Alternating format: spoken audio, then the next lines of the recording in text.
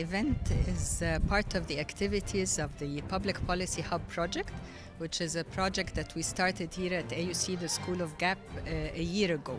It's funded by a number of donor agencies, including UNICEF.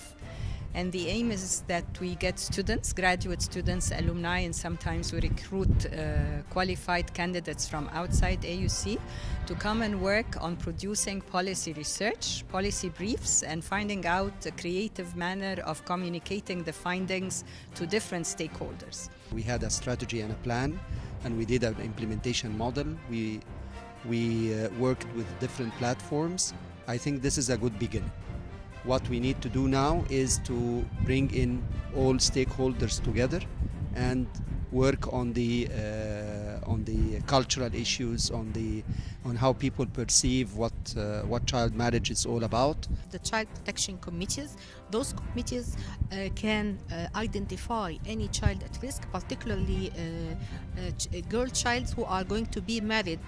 So we stopped a lot of cases of child marriage through those child protection communities, written consent from the father not to allow his girl child to be married before the age of 18, and follow-up cases are there, and providing awareness raising to the families about the hazards of the child marriage, and that it is a violation of the child rights and violation of the constitution. Egypt has the power to reduce child marriage, and have taken quite important steps. We're very happy to see the turnout of policymakers, people from the donor community and from international organizations who are working seriously on this issue. We're very proud of the work of the Policy Hub.